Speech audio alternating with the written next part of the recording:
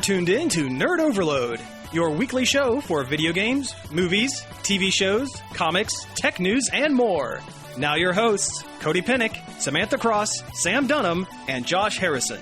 Hey everybody, you're listening to Nerd Overload, the show that'll walk 500 miles, and will walk 500 more, to deliver all the popping geek culture news that you're looking for. I'm Sam. I'm Josh. And I'm Cody. Da-da-da. Da-da-da-da. Da-da-da. Da-da-da. Okay. The most half-hearted cover of the Reclaimer. Yeah. Hey, there's our song. There we go. There's a song for the week.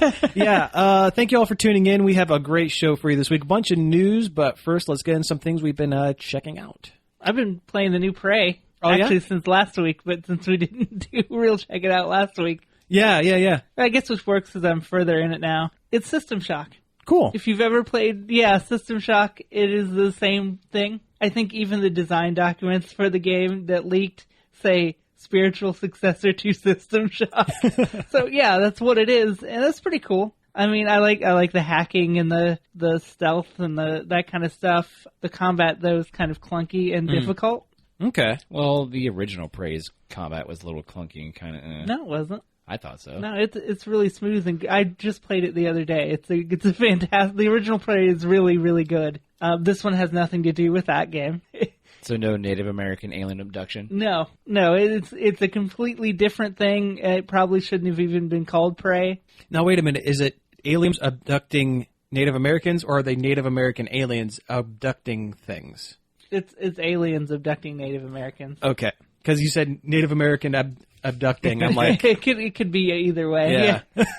No, the original Prey is like there's this galactic ship or being called the Sphere that abducts people for food and sustenance, and as a it abducts humans as a resource. And the whole reason we're here is for the Sphere to pick us up. Gotcha. Okay. And you stop the Sphere. And spoilers for a game from 2006.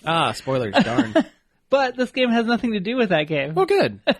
Well, when Prey 2 was supposed to come out, this almost seems kind of like almost part of the direction they were trying to go with that one. The original Prey 2, you were a space bounty hunter, human, lost on an alien planet. Mm-hmm. And it sounded really cool, but that got canceled. Yeah. And we got System Shock 3. Is this the one that has the mimics? Yes. Okay. They're little alien spider guys called mimics that can turn into objects in the environment and then jump out and kind of jump scare you occasionally. It's kind of cool, but like pretty quickly you get a scope that lets you see where they are. Gotcha. Okay. Well, at least it's not like Dead Space where if there's a hole in the wall, something's going to jump out of here. Yeah. Oh, this is a broken locker, something's going to jump out of here. I mean, it's not really very scary, like, at all, but the tone is cool. It's very cool. It's very BioShock. Okay. Which, is kind of a spiritual sequel to System Shock also. Sure. But it's even got, like, Art Deco designs in certain areas. Mm-hmm. There's a lot of different sections of the ship have different, like, styles. Like, there's an Art Deco crew quarters. There's very brutalist, like, science area. Like, the art design is really on point. The story seems interesting. I'm still not 100% sure what's going on.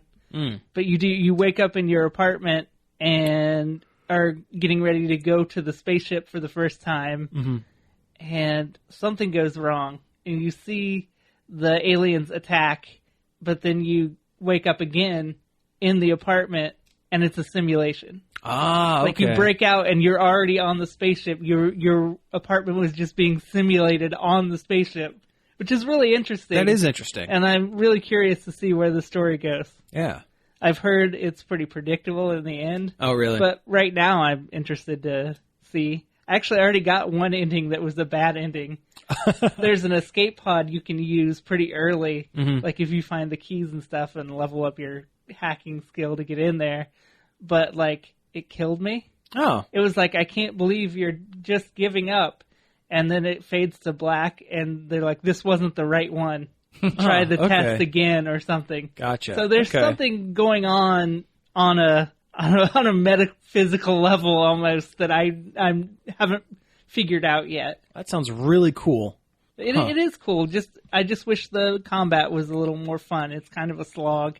especially if you get like a big nasty monster, like it's just going to kill you all over the place. That and some of there's a whole 3 different skill trees of alien powers that like you kind of trade in your humanity for these powers, and it seems like if you invest in them, you're on your way to a bad end. Gotcha. So I haven't touched any of them, but that makes me miss out on a lot of cool sounding abilities. Like you can do the mimic skill yourself. Like you turn into a coffee cup and roll through a crack in the door. That's great. And like, a coffee cup. Like I really want to be able to do that, but I know, it's going to be bad end. Yeah. Now, does this mean you'll play the game multiple times? Like play it once without getting any power-ups and then go back and try with some of the power-ups and see? Probably. Yeah. I'm thinking about turning it down to easy mode just because the combat is so terrible. Gotcha. Okay, cool. Very cool. It just doesn't have the weight or heft of like BioShock. Like in BioShock, the wrench felt real good to club people in. This game, it feels like just light and crappy. Like it doesn't have any weight behind it. Just like flinging it out into nothing. It's a crappily made space wrench. Yeah. And not a hefty 1950s, this is, a cast iron wrench.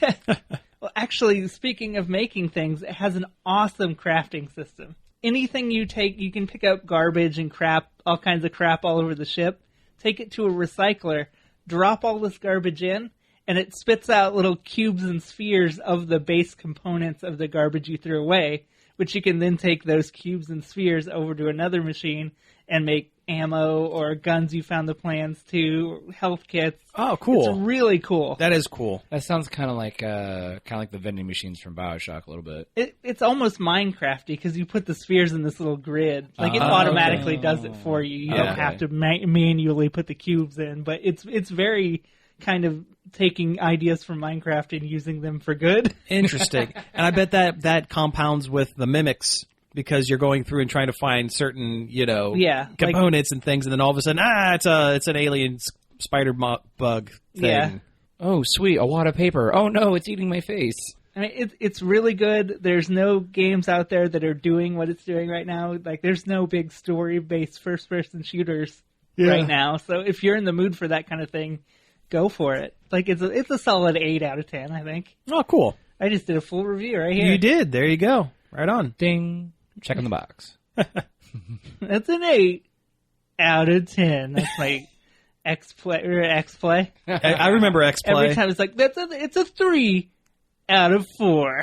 Yeah. Or was it 5? Did they do 4 or 5? I think it was 5. I know everything, they gave everything a 3 anyway. They did, yeah. I'm Adam Sessler, and that's a 3 out of 5. Not to diss on Sessler. He seems like a pretty cool guy. A pretty good dude. Yeah. I mean, I enjoyed watching him. Sure. Although I will say, I never really watched a bunch of X-Play. I watched Attack of the Show a lot. Yeah. That and Ninja Warrior is pretty much why I watched G4. G4. Yeah. Well, that and Code Monkeys. Do you remember Code Monkeys, the cartoon? I do remember Code Monkeys. Yeah. Little 8-bit. Mm-hmm. Yeah. I tried to go back and rewatching Code Monkeys. I really couldn't get into it. It was very much of its time. Very, very much of its time. Some of the jokes were just kind of meh. It seems like something Comedy Central would have picked up for one season and canceled after 6 episodes. Yeah. Honestly, I felt like it felt more like a College Humor series on YouTube. Yeah. Yeah. That right there. Like Mega Man dies at the end and Sonic for Hire and stuff like that. Right. Comedy Central always picks up these like adult animated shows and then runs them for a season and then you never see them because again. They're constantly looking for the next South Park. Yeah. That's all it is. One of these is going to be South Park and it's like no. None of them. Well, none of them are going to be South Drawn Park. Together ran a little longer than that. Yeah. Man, I hated Drawn Together. It was such a good idea. It was a great idea, and it was executed so poorly. They just turned it into doo-doo jokes. Pretty much. That's Pretty much. All I've really done is I went back and I picked up the Darkwing Duck DVDs. Ooh, I have those. Cool. Those are good. And I was watching Darkwing Duck. And man, I didn't realize how much it shaped my adult humor. Like, the alliteration of characters' names is worse than a Batman comic. Mm-hmm. Well, Batman's pretty bad, too. Yeah, I mean, it's worse. I mean, I understand that Darkwing Duck is a Batman parody. Yeah. Mm-hmm. More of a Shadow parody, really. Yeah, which Batman and stuff was inspired by the Shadow. Yeah. So, I mean, I mean, many bad puns. Yeah. Oh my! And I'm like, man, that's a joke I would have made just to make people groan. I am the terror that flaps in the night. I am the wad of gum that sticks to the bottom of your shoe. It came out the same time as Batman animated series. Around the time. Yeah, it's definitely a Like, product of the 90s. I think it's very much a send-up of that, because Sure. Batman the animated series was really, really super popular. Oh, yeah. So Disney's like, let's poke some fun at that while at the same time There's that, and getting in on some of that. Yeah. it does build from the DuckTales universe. Although the writers said that they take place in parallel universes. Yeah, That but at the same time, Launchpad makes references to Scrooge McDuck in the show. But the launchpad in Darkwing Duck did work for Scrooge McDuck at one point, but it's not the same. It's not a one-for-one comparison. It's not the same. It's not the exact same launchpad. It's the bubble dimension right next door. Yeah, exactly. I don't know. I've heard people from the Animation Bible saying that it is directly connected to DuckTales. And I've heard things. I've read an interview from the head writer saying that no. Yeah, so if anybody knows, it's the head writer It's of the Disney. show. It does. Nothing makes doesn't sense. matter. It doesn't matter. Yeah. It's enjoyable either way. In my head, it's the same universe. Anyway, The big That's your head big, canon. The big point that the head writer made was Gyro Duck, Gizmo Gizmo Duck was competent in Darkwing Duck, where he wasn't in DuckTales, and that was the big difference. This is the dimension where Gizmo Duck is competent. Is a competent Superman. That's the analog. one switch that's flipped differently. it's more like RoboCop. But RoboCop, Iron Man, Superman. He was more like Superman in Darkwing Duck. I mean, Than he was the in- whole show is a superhero pastiche. It's Well, Venture yeah. Brothers with ducks. Yeah, Yeah. basically. Yeah. Though, like seriously, like Darkwing has like moments of like where he is a super competent crime fighter, and other parts where he's just dumb. Yeah, some of the stuff got kind of serious. Oh, at yeah. one point. With Taurus Bulba. Mm-hmm. Those were like serious Well, yeah, stories. well, like Taurus Bulba was like his like kingpin. Yeah, he murdered like Gosalyn's grandfather. Oh yeah. Like almost. on here's screen. something else. Like, yeah, it's like a in real thing. comparison of like cartoons of that day and then some. There are guns. Yeah. And there are bullets flying. And this is a Disney cartoon. Oh yeah, yeah. And they, they don't say, they don't paint over like trying to avoid the word kill. I mean, it's been used. Oh sure, yeah. This was right before the real crackdown on that stuff. Oh, because yeah. there was they used guns in Gargoyles as well. In fact, there was that whole episode where Where Broadway accidentally shoots Elisa Maz, and it's like a PSA about gun safety. yeah, the entire episode. Yeah. In a very special episode of Gargoyle. Hey, I loved Gargoyles. I did Gargoyles too. was amazing. Well, never until the watched it. Goliath Chronicles there at the end. Well, Those weren't yeah, good. The third season was crap. Yeah. Well, that was when the head writer of Gargoyles left. Yeah. And then they went all super, let's go on a super magic boat trip. Well, the guy, the creator, has said that he's been wanting to do a comic, basically rewriting the third season and basing it off of his show Bible. Yeah. Which would be really cool. Oh, yeah, it'd be super like how rad. it should have ended. Yeah. Instead of how it did. Yeah. But anyway, Darkwing Duck. Super great. Yeah, super great. Love it. Bushroot's awesome. Dude, Bushroot, the poison ivy, the male poison ivy of the Darkwing Duck universe. I like how in later episodes he kind of almost becomes kind of a good guy a little bit. Mm-hmm. Yeah. Yeah, he kind of has like moments of almost where he's like kind of a Mr. Freeze-ish. Mm-hmm. Like he's a bad guy, but he's not a bad guy. Yeah. I mean, there are villains in the show that are much worse. Oh, Negaduck. Oh yeah, the reverse Darkwing. Oh yeah. Oh, one of my favorite episodes was a two-parter where Gosling accidentally went to a parallel dimension where Darkwing had no Gosling to keep him grounded, and he basically became Judge Dredd. No, I remember that one. It's not a parallel universe. It's the future. The future where Gosling wasn't around. Yeah, where because Gosling disappeared, and it was because of the time top with The Megavolt and the Bush. toy. No, the toy guy. I can't Yeah. remember his name. I haven't gone back get him to the show, but like because of her disappearance, That's what it was. Yep, yeah. he became Dark Warrior Duck. Dark Warrior Duck. and it was a reference to the The Dark Knight Knight Returns. Returns, basically. Yeah. Yeah, Yeah, I remember that. Yeah, and it's like he's got like Darkwing robots like patrolling the streets. He's super, super serious and super dark and buff. He's like giant. It's more. He's armored. more like armored. Yeah. And then because I remember in like the second part of that episode, I haven't even got to that part in my DVD, but the second part of that episode, he's chasing Goslin, and he points his gun at her. He goes, "Oh, I'm not afraid of your old gas gun." And he's like, "Gas gun? I haven't used a gas gun in years." And he like pulls the trigger, and like a crap ton of like actual weapons come out of it. Mm-hmm. Oh man, that show is good. It's very good. Man, I watched it pretty religiously as a kid, and I remember nothing about it. You should go back to it. I probably should. It's really stuck. I think I remember more of Darkwing and Tailspin than I do of DuckTales. Tailspin. Why Tailspin? Not Spin it, man. Of the Disney afternoon cartoons, Tailspin was the one I enjoyed the least. I liked them all. Well, Bonkers I did not care for. I like Bonkers. I did not care for Bonkers. He's totally nuts. No, I didn't like Bonkers either. But Tailspin and DuckTales, Darkwing, Chip and Dale Rescue Rangers. Rescue Rangers was Rescue Rangers. That was pretty good. Yeah, it's pretty good. Bonkers always felt like the Big Lots version of Animaniacs to me. Bonkers was supposed to be an extension of Who Framed Roger Rabbit. It had a lot of like Roger Rabbit. It was supposed to be Roger Rabbit. Had it been Roger Rabbit, it would have been a much better show. Yeah. Yeah, probably. The whole thing was Amblin because Amblin owned partial rights to Roger Rabbit. And, they wanted too much or something like that, so they changed it last second. And they had their own bunch of cartoons out at the same time. Tiny Toons and Animaniacs. Yeah. Freakazoid. Freakazoid was great. It's one of my favorite shows of all time is Freakazoid. Oh, yeah. Yeah. There are sometimes, like, in a stupid mood, I'll, like, run around with my arms out and...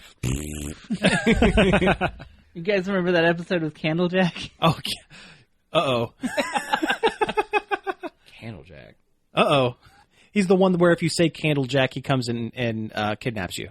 Oh, I just kind of puts you like on this long chain. This long chain, yeah. I do not remember that at all. Oh, it's a classic Freakazoid. Oh, yeah, it's great. It's like first season, I think. Yeah. It's pretty early on. I do not remember that one. Oh, yeah. Look it up. It's a good one. Mm-hmm. I like the one where he goes on a date with Steph at this restaurant where the Loeb shows up. Mm-hmm. And there's like a serious... like 3-minute long musical number with the Loeb showing up at the restaurant. It's hilarious. Oh man! Like 3-minute long, like old Hollywood musical number. It's great. Oh yeah. Here's the thing I wonder about with the Darkwing Duck discussion. Okay. Do they ever explain what Drake Mallard's actual day job is? He's rich. Yeah, but the thing is, though, he's not. He is independently wealthy. Yeah. He is independently wealthy enough to already own his equipment. That's all it is. Well, because he bought the house after he adopted Goslin, and at some point they had to install the spinny armchair thing. Right, but he already had his cave, so it was like he had his lair on the bridge. But yeah. Where his money comes from is not important. It's not important. I don't know, it's not really important to Batman either. Well, the only thing I'm really wondering, because there was an episode where Goslin and Honker, the neighbor kid, find a money tree, and boy, that is dumb. That is a dumb concept. Yeah. And then Darkwing goes nuts because he has all the money. He's rich because he's money. He's got money now. I think it's that he had money and then spent it all becoming Darkwing Duck, and so he's this kind of he's got enough to be a normal dude. Yeah. He has invested in CDs. He's very he's actually really smart with his money. He has a very diverse portfolio. Yes. Yeah. Yeah. He's on time with his bills.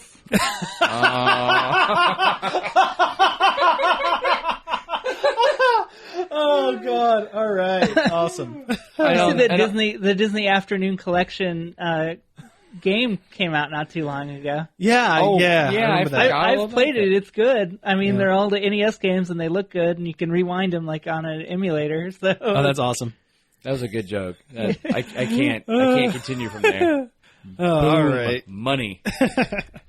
All right. Well, hey, I watched a couple of documentaries on Hulu the other night First one was a one called Batman and Bill. I was going to say, was it the Bill Finger one? It was the Bill Finger one. I read I about was that. thinking about watching it, but I haven't pulled the trigger yet. It's very, very good. Yeah, it goes into really, really extreme detail about how much of a jerk Bob Kane is. Yes, Bob Kane is a monster and deserves none of the credit that he got for creating. The whole deal is Batman for years was credited as the sole creation of a guy named Bob Kane.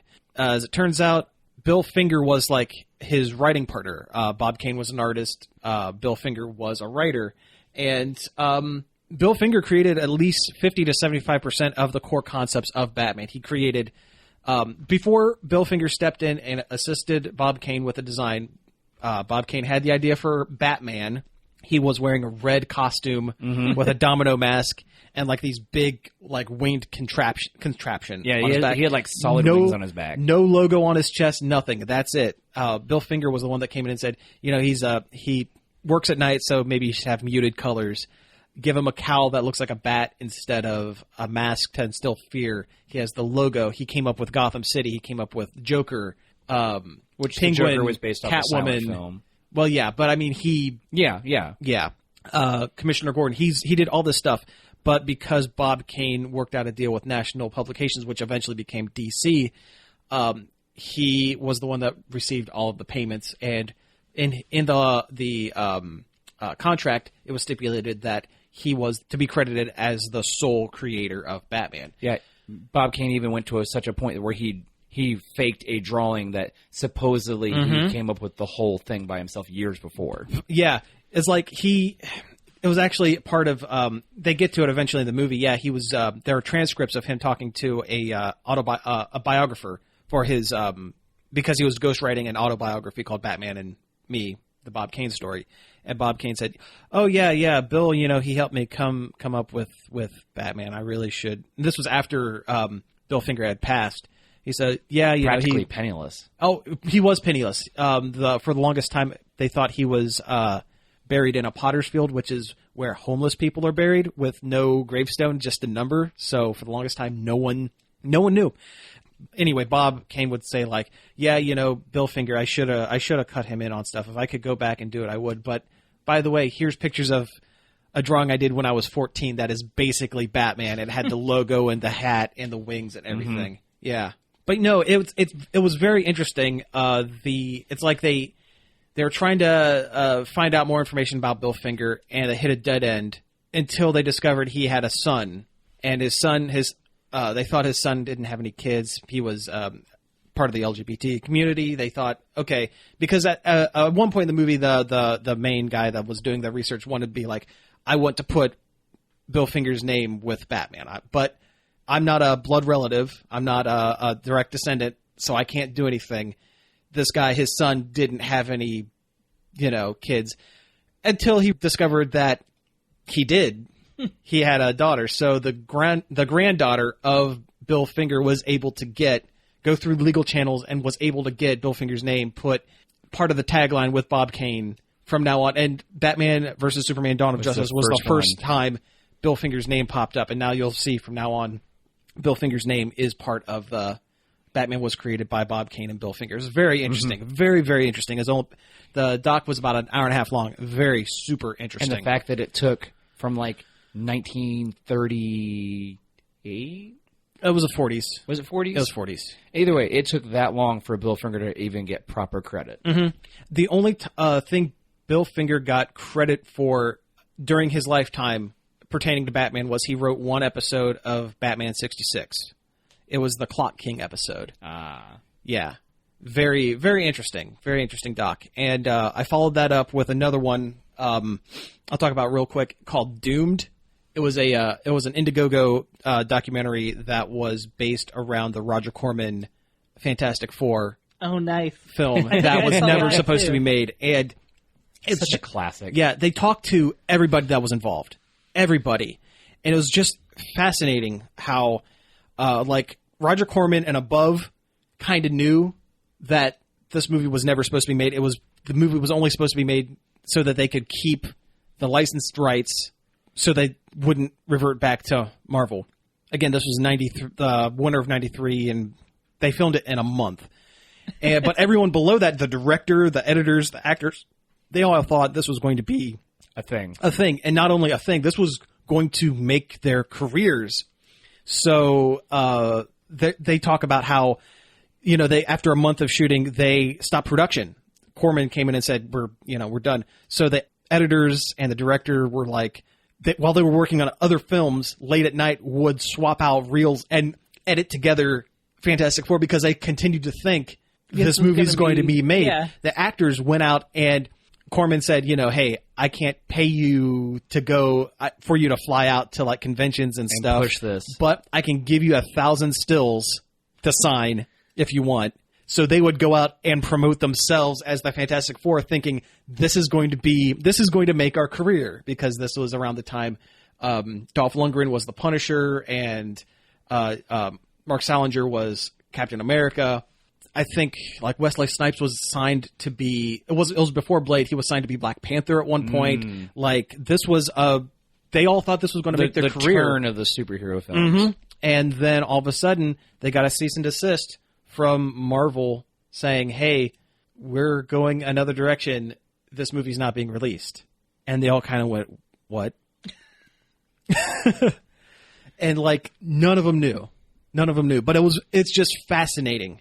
And the movie to this day has not been officially released. No. It's somewhere in the Marvel vaults. It's such a fun movie. It's a really fun movie. Like it's not a good movie, but it's fun. Yeah, it's a good watch. It should be released. I feel it should be released even in the state that it's in, just because one, it'll make money. Yeah. It'll make them a ton of money. And what's it going to hurt at this point? Yeah, it's better than the other Fantastic Four movies. It really is. Yeah. I mean, acting-wise, it's not, but conceptually, it is. Oh, yeah. Well, it's more fun to watch. It's a lot more fun. And all the actors have said, if they were to release it, we would be more than happy to come back in and re-loop our lines and make this and redo the CG. And no, don't do religious. I wanted to continue to stay bad. I want that. I want that weird arm coming out of the top of the car. Yeah. Well, it's funny. The guy who played Dr. Doom said, I was on set the day that they filmed that, and I saw that arm coming out of the car, and he goes, "Huh, well, that's interesting."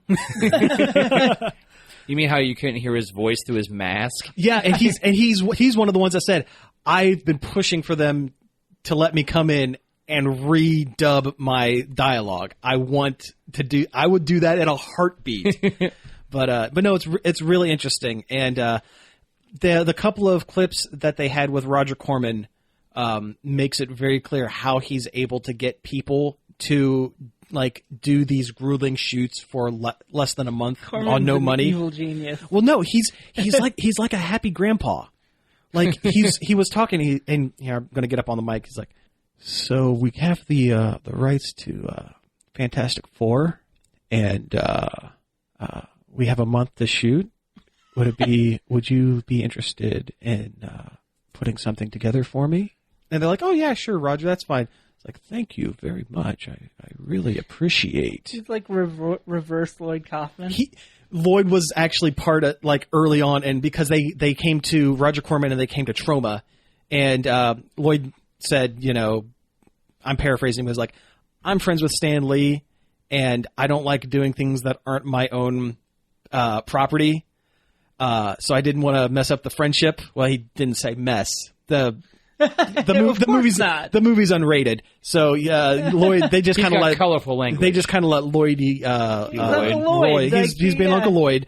But the whole thing was they came to me, and I'm like, I can't do it. So they came to Roger Corman, and Corman's like, "Of course, I can put that movie together for you in a month." It's very cool. It's a very good doc, and they're all on Hulu, so I would suggest checking them out. Anyway, we are about at time for the break, so let's take a break real quick, and we'll come back, get into some news. We're back. That was the Proclaimers with "I'm Gonna Be 500 Miles." We were thinking of playing a different song to be funny, but couldn't think of another one. We're lazy. Yeah, we're lazy. Anyway, let's get into a little bit of news. First off the list is it was brought to our attention earlier this week that both Wonder Woman and Captain Underpants are being released on the same day, June 2nd. I know that's going to come as quite a shock to some of you because there have been no advertising for the Wonder Woman movie. Aside from being on Dr. Pepper cans. And those snack thin, God, that's the worst lady marketing. diet snacks. Yeah. That's the worst. It's really upsetting. There was a bit of an online push, but as far as actual TV push, nothing. There's nothing. But, makes me kind of worried about the movie a little bit. So I guess the question is, when it comes to viewers' dollars, who do you think is going to win this one? Captain Underpants or Wonder Woman? Honestly, I never read the Captain Underpants stuff, so I have no attachment to the whatsoever, but I do understand it is quite popular. Yes. The books are quite popular with the kids. The books are very good. Yeah, I read them good, when I was a kid, and they were very good. So is the whole tra-la-la thing, is that accurate? Mm-hmm. Okay. Absolutely. Yeah. I mean, the CG looks good. And also the villain, Professor Poopy Pants. Is that his name? Yep. It's very silly. It's from the second book, Captain Underpants and the Perilous Plot of Professor Poopy Pants. That is a mouthful. It is. It's very silly, and when it came out, I was just too old, just a little bit too old for it, but I read them anyway. Yes, the same here. Yeah, I was just on that line as I know this is juvenile. Yeah. These are for children, but it reminded me so much of something that I would have made myself. Yes, absolutely. That's it. I love it. Mm-hmm. But anyway, I mean, honestly, if there was anything that would give a big-time superhero movie a run for its money, it probably would be this. A kid's movie. Yeah. See, that's what I'm worried about, because I really want Wonder Woman to work and be good. It needs to be good and work. It's the one that we really, really need to be good. Just in general, for the future of female-led superhero movies, Wonder Woman has to be good. And unfortunately, between not being advertised and it being summer break and going up against a well-established children's series and children's character. And the movie is starring Ed Helms and Kevin Hart, and there are people who are going to go and see the movie just because of that, and because they just like animated movies. Mm-hmm. I'm a little worried. Plus, there are groups of people who have been burned too many times by the DC canon universe right now. What it comes down to is Captain Underpants is for kids. DC superheroes are not. I don't know why. People still take their kids because they don't pay attention. Listen, I'm a 30-year-old man. I totally admit that comic book movies and superhero movies, I should be past it. Honestly, it's more for the younger generation. I get it, but they don't. Warner Brothers actively does not make their superhero movies for children. Marvel movies, all the Marvel movies are pretty family friendly. They're not cutesy or anything like that, but they're family friendly. The DC superhero movies are not. No, they'd be quite boring for children, except for that last 20 minutes. They're quite boring for adults. For adults. True. Well, yeah, you want to take your 5-year-old kid to take them to have a happy time at the movies where Superman snaps a man's neck. They talk about philosophy. They talk about philosophy 101 level talk about man and God. Yeah. For an hour and a half, and then fight for 20 minutes. Almost 3 hours. And then two men punching each other in the face over and over and over and over until they discover that each one of their mommies is named Martha. Oh man, for Mother's Day, did you see that post? Happy Martha's Day? Yeah, that was good. Yeah. It makes me worried about Wonder Woman. Part of me wonders, since Warner Brothers seems so dramatically out of touch, that maybe Wonder Woman is good and they're not advertising it because they think it's bad. One can hope. That's me desperately clinging to the hope that this movie is maybe okay. Yeah, I want it to do well. I don't want to get that twisted. I want it to do well. It'll do well. They've all done well. But I want it to do the best. Yeah, that's true. I want it to be that, and it's gonna get brought through the grinder. I mean, there's no question that they'll make money on it. Oh no, yeah, they're gonna make their money back for sure.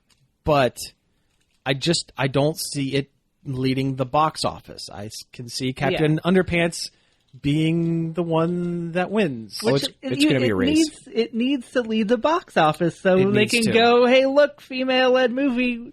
Even though the Hunger Games has done that over and over again, I don't know why nobody looks at the Hunger Games and goes, they're female-led. Because she's not a superhero. That's the whole... But it's the same. It's the same. Oh, no. You know it. I know it. Josh know it. You go to prison. No, but... I see what you mean. But yeah, it has to be a superhero-led... It has to be a superhero film. For them to take notice, it has to be a superhero film. And what's going to happen is they're going to see Wonder Woman. Yeah, it does a couple bajillion dollars worth of sales, but Captain Underpants beats it in the box office, and here's a male-led superhero-ish story. In a white front. Apples and oranges, but on the face, they're going to look at it and go, well, we see what works. Even though the Hunger Games is more of a legitimate superhero kind of thing than Captain Underpants is. Oh, I know, but that's the way it goes, unfortunately. But we're just going to have to wait and see. I had a superhero that I made up when I was a kid that was literally just wore underpants. It wasn't Captain Underpants. Yeah. But it was Quail Man. It was Geek Man. Okay. And in real life, he was a meek, skinny geek.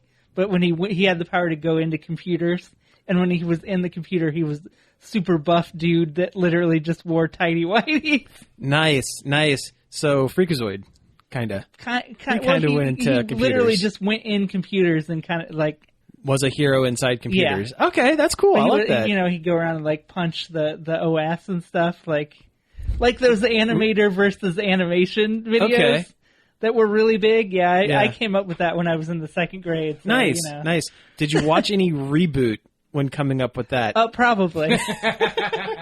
Okay, so let's move on to some other news. We have some quick hits here. Let's talk about some shows that are going to be in development, announced, whatever. Yeah, we got a bunch of TV We do, stuff yeah. here, actually. Arrested Development Season 5 for Netflix.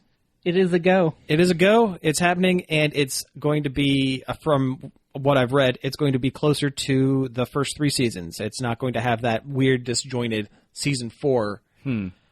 Which is good, because Season 4 was not very great. They should not have made that. They should have just waited until they could do it right. They should have. But, unfortunately, that's what we have. And hopefully, what we got. Hopefully, Season 5 will correct the problems with Season 4. Also Netflix related. Yeah. The Witcher is getting a show. Which is perfect. I think it's a great fit for a show. It's very Game of Thrones, and I know Netflix has been looking to get in on that Game of Thrones. Mm-hmm. I think it's what they wanted when they tried to get Zelda. Probably. Yeah, which is not a good fit for that style of show. That's not what Zelda Witcher is. being as dark and sexual. Yeah. When I've ever had to explain Geralt to somebody, I'm always like, well, he's kind of like fantasy James Bond. A little bit. He kind of is. Except more competent. James Bond's pretty competent. Yeah, he gets the job done. In the earlier movies, he's a little more... No, he's... Are you telling me Sean Connery's not competent? He'll give you a smack on the mouth. He's always been super competent. Yeah. That's kind of his thing. Yeah. Nah. You just don't like James Bond. No, I like James Bond. Though I you heard it here first. Josh does not like James Bond. Yep, I've shaken and stirred the internets. Yes, you got to lean hard into it, Josh. Anyway, but yeah, he goes and solves special problems and has sex with women. Sometimes on the back James Bond. Like James Bond. It's fantasy James Bond. Sometimes on the back of a unicorn. Also, the fact he's half monster zombie thing. Yeah, he's got a lot of mutations in there. Yeah. So this is basically Game of Thrones on Netflix. Yeah. Except I'll enjoy it more. Yeah, and Probably. There'll be more monsters. There'll be more, yeah. Yeah, the important stuff, like monsters and things. There'll be more cool monsters and fights. Yeah. So, let's see. Yeah, go for it. Do you think they'll pick up where the games go, or do you think they'll go all the way back to the beginning where the books go? I think they'll pull from the books. The books. I bet the first season will be like from the first book, and then the second season will diverge from that, but have elements of the games. And they'll visually pull from the games. Yeah, more than likely. Definitely. Yep. Well, that's when people think that's what they're going to hit. Yeah. Let's see. We subjected ourselves to the first trailer of Young Sheldon, the Big Bang Theory. Offensive. The Big Bang Theory spinoff that lasted like 30 hours. Yeah, this is the longest trailer I've ever seen in my life. I mean, listen, I think I'm a little more willing to give the Big Bang Theory a chance over you guys. You're sort of a fan of the Bing Bong. I wouldn't say a fan, but I'm willing to give it credit where credit's due. There are some jokes that they put in for that that are not just surface level. You know, I'm geeky. Look at my superhero T-shirt. Yeah. Hey guys, Halo. Yeah, there's one episode in particular that I always go back to. The whole B plot is the three. I know the joke. The joke kind of sucks. It's girls read comic books too, but what they're discussing is like they get into a nerd argument about why the Red Hulk can pick up Thor's hammer, which was a thing, and it's something that they would have, at least someone on staff would have had to have been a comic book fan at the time, yes, in order to make that kind of pull. Yeah. When they do stuff like that, I'm okay with it. It's a lot of the surface level pointing and laughing at, not with. When three women walk into a comic book store and the joke is that they went to a comic book store. Yeah, no, when the joke becomes they're having this conversation and they're making references that are like actual, geek conversations, arguments that I've had. Yeah. I'll give them credit for that. This is just making fun of a young boy with autism, and I don't like it. Oh, yeah.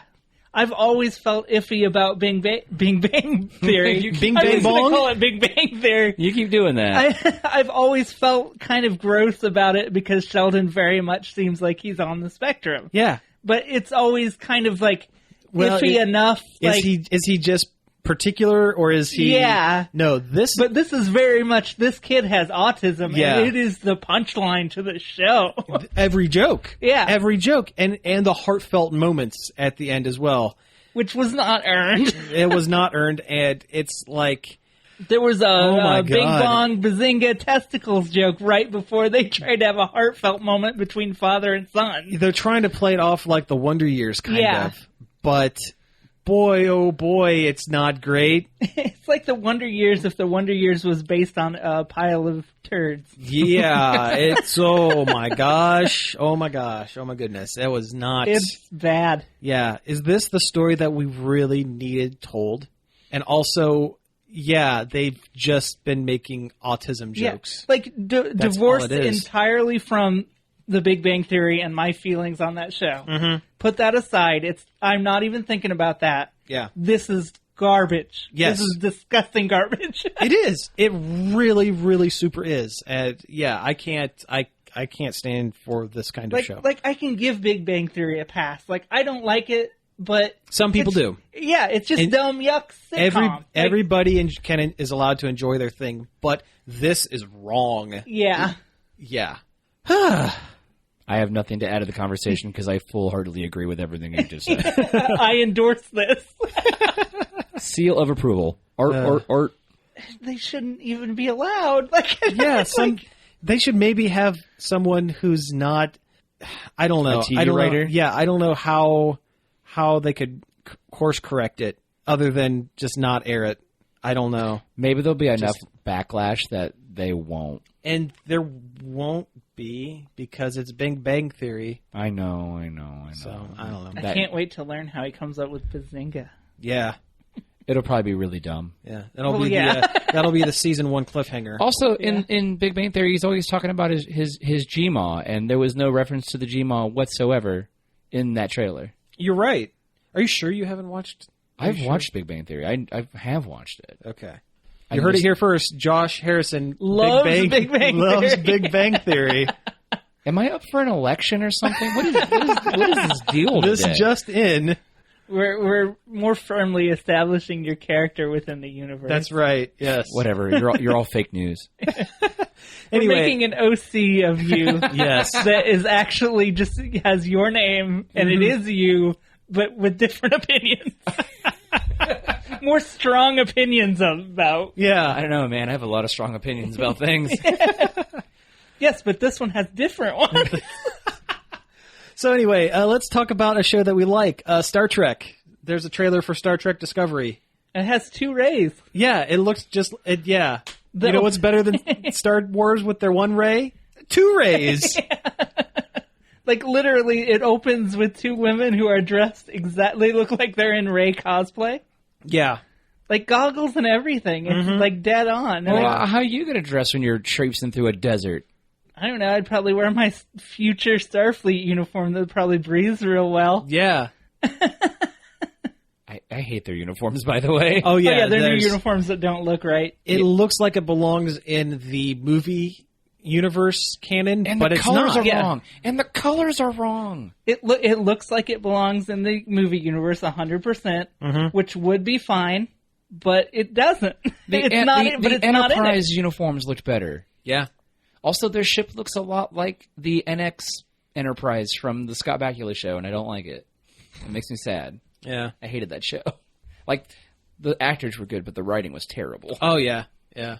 And the most important part of Star Trek is the writing. You can have bad actors. Oh, yeah. It's The entire they have original series. Yes, they have had bad actors, but yeah, it just... well, I'm not going to watch it anyway because it's on the CBS. ABC. CBS. Oh, yeah. Yes, the The paid all- CBS app. I was And it's willing like- to pay for it to watch Star Trek, but after I've seen this trailer, I'm not interested. Yeah, anymore. I'm good. I'll wait for the next one. Yeah. You know, if I have to wait another 5 years for another good Star Trek, I'll be fine. Oh, it'll be longer than that, because it's been how long since this one? Well, that's true. That's true. Maybe if they wanted to make a new Star Trek that was in continuity with the TV show, but they didn't want to make it look Like the TV show? Well, they didn't want to make it look like the original series. Because it does look like the movie universe. Everything's shiny. Yeah, and maybe they really should've- supery. Maybe they should have went next gen. They should. Yeah, they should. Yeah, they should have picked up, after Voyager or something. Yeah. They should have been set, 100 years out from the latest season wherever Star Trek ended. Mm-hmm. Set at 100 years later, Which would have been Voyager. or Or at least after the last movie, the last Next Generation movie. Yeah. that's what they should have done. I mean, because it would have fixed everything. I get it. They don't want it to look goofy like the original series for some reason. I don't see why that's a problem, but apparently somebody does. See, I love Goofy Trek. Yeah. Oh, yeah. I'm a fan of 60s Trek specifically because I enjoy Goofy Trek. Also, the fact that, even when Deep Space Nine was on, then they go back in time to Goofy Trek time. It looked right. Yeah. I like Goofy Trek because it's so divorced from our own reality. Uh-huh. It's different. Like, it's almost like an alternate Yeah. I like that it's different. It's the good end. Yeah. It's where everything happens right. It's not the darkest timeline. Mm-hmm. Speaking of Trek that we like, we saw a trailer for the Orville, which is the new Seth MacFarlane Yeah, show. it's a Seth MacFarlane live-action show. Yeah, Star Trek parody, basically. It looks like Galaxy Quest. It does look like Galaxy Quest. Just like Galaxy Quest. The first time I was watching it, I wasn't watching it with sound, and I was like, is this a Galaxy Quest show? And then it said Orville, and I was like, is this a Galaxy Quest show? It is almost... Yeah. Like their uniforms look kind of Galaxy Questy. There's jokes that poke fun at Star Trek and sci-fi in general. Yeah. I think that Seth MacFarlane is the perfect person to play a blowhard sort of Captain Kirk parody. As long as he cares about the project, it'll be great. Once he stops caring, get him off the show. I'm kind of bummed that this show is going to get a bunch of recognition where a couple years ago, and I talked about this on the show, I talk about it whenever I can, Yahoo Screen had a show called Other Space, which was a Paul Feig thing, and it had... had Joel and Trace. It had Joel and Trace from Mystery Science Theater. It had, she's in those Verizon commercials, the cute sales lady from Verizon commercials. Is that Verizon or is that the AT&T girl? No, it's not AT&T. Might be AT&T. I can't remember. Anyway, and it had the taxi driver from Deadpool. I wish I could. I used to know their names. Karen Sony is the guy. That's his name. I can't think of any of the other actors and actresses' names, but that show was very good.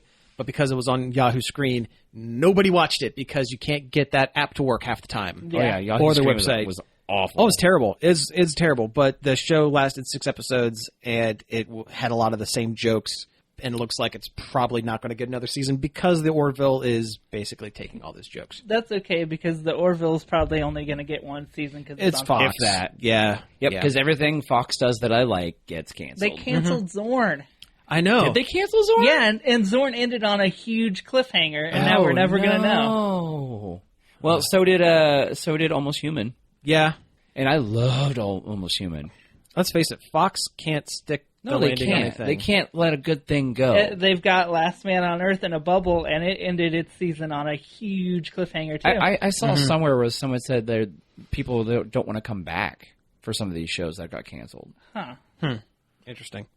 Okay, so we have one other TV show thing. They're remaking The Gong Show. I have no connection really to The Gong Show. I've seen clips, but I've never really watched it. I don't understand why, because we already have The Gong Show. It's called YouTube. Yeah, kind of. You're in control of it. But you don't have a host, a charming 70s shock comic host that's totally not Mike Myers, you guys. It's Tommy Maitland. He's not Mike Myers in heavy makeup. I can't stress that enough. He is not Mike Myers. I know he looks just like Mike Myers, but he's not. And we know if anybody has stayed relevant and hilarious over time, it's definitely Mike Myers. Well, it's a good thing because it's not Mike Myers. Well, somebody once told me. Stop. That it's Stop. Mike Myers. Stop. Okay. All right, so let's do a little bit of game news before we wrap things up. There was a Nintendo Direct. It was about ARMS, and it made ARMS look so good. Oh, yeah. I went from maybe I'll get this eventually to probably going to pre-order it. Yeah, it's day one for me. It's When super does that good. game come out? Next month. Yeah. Like about this time next month. Oh, man. Splatoon comes out next month, too. Yep. Does it? I thought it was July. Yeah, you're right. It might be July. Ooh, for Splatoon. okay. As long as they keep it one big title per month, I'm fine with They that. That's what they're generally doing. do, yeah. They're smart about it like that. Smart. But no, this looks great. They added like 4 or 5 new characters, and they're all really cool and fun. How many characters is that now? 10. 10? 10 to start. Plus, it looked like there were a couple of mini end bosses with That'll probably be unlockable. And then as far as a fighting game goes, that's good. That's a good roster. Especially for a first game. It always starts with less in the first game. Well, I mean, 10 Fighters is more than the original Street Fighter 2. Yeah. And And that's they're what I so base things on. customizable. Plus, they said that they're going to have 3 free DLC or free Thank you, updates, which Nintendo. is new characters, new gloves, new arenas. Yeah, they're going Splatoon with it. And that's That the way it worked needs for to be done. Splatoon, yeah. That's why they need to do it. I just love that it's its own property. Yeah. Because this very easily could have been Punch Out Spring Arms edition. Well, I like Nintendo's brave new properties. And their artists have been so on point lately. Yeah. There's a Kotaku article about Nintendo being cool.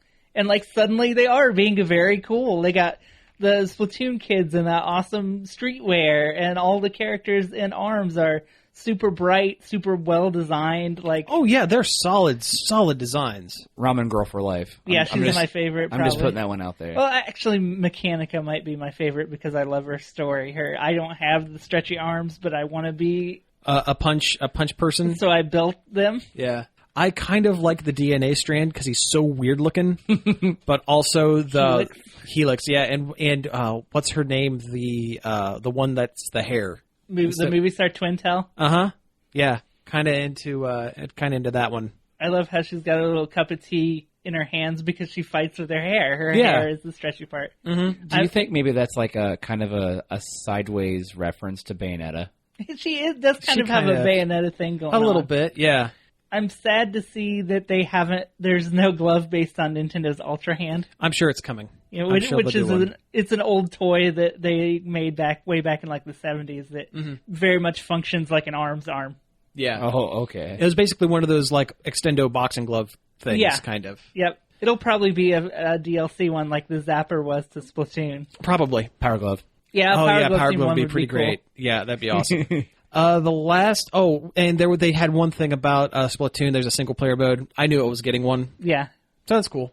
Yeah, good. Give Splatoon some more story. I think the Splatoon single-player mode is vastly underrated. Yeah. Nobody ever talks about it, and it's fantastic. It's very good. That's what, honestly, the first Splatoon, that's what I played more times than not, mostly because I don't have the patience to get good at online shooters.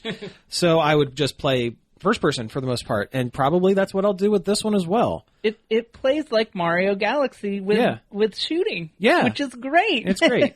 It's super good. The last thing I want to talk about when having to do with games, and we're running a little bit close on time, so we probably won't get as deep into it as we can. Sonic Forces is a Sonic game that is coming out. It is a Sonic branded game. Yes, and it's the modern Sonic, so it's like also old classic. There's classic Sonic, and there's the trailer had like a weird like in shadow.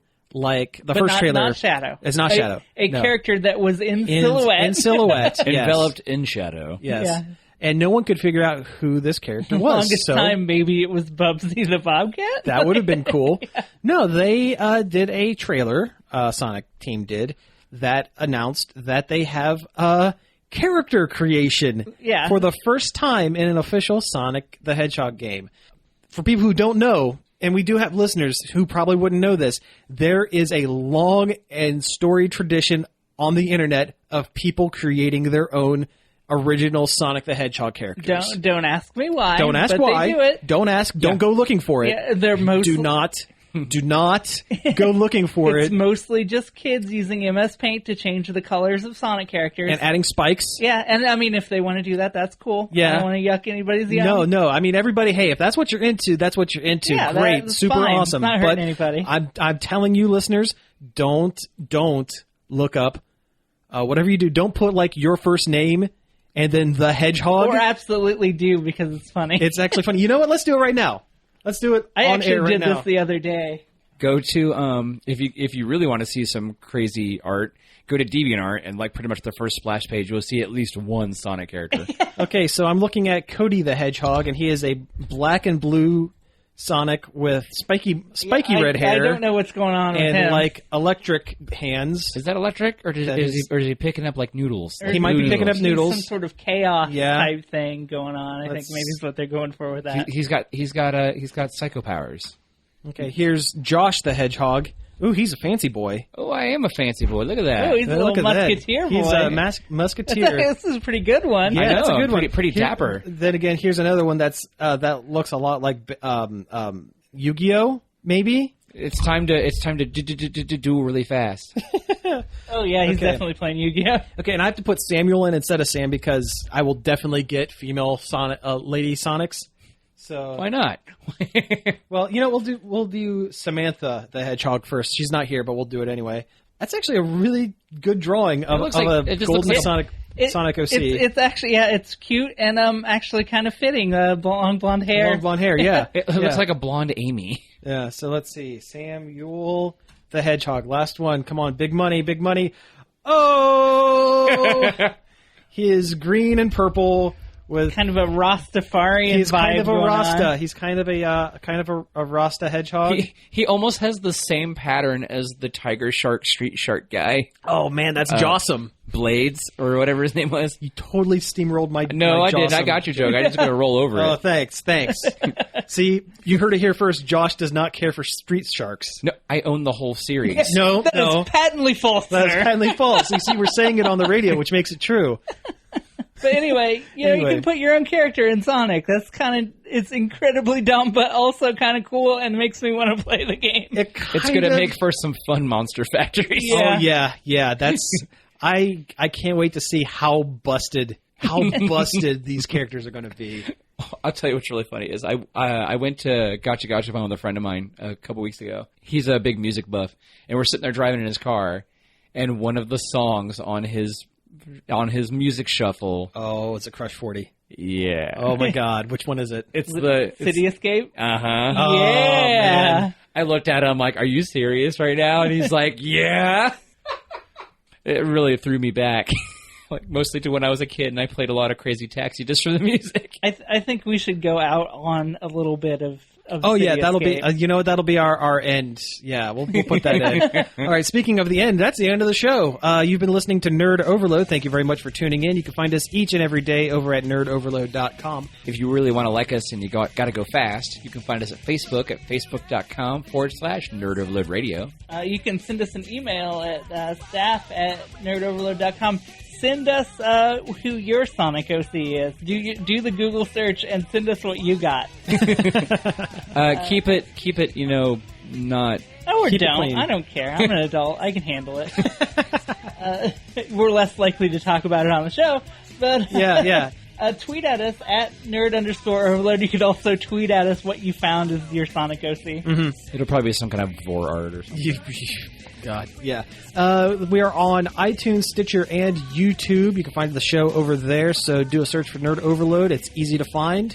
Twitch, yeah, we're on channel. Twitch. We've been streaming on Twitch every now and then. That's pretty cool. Probably get at that later in the week if I get the chance. Yeah, same here. So again, thank you all for tuning in, and we will be back next week. Peace out. Chili dogs. Oh yeah.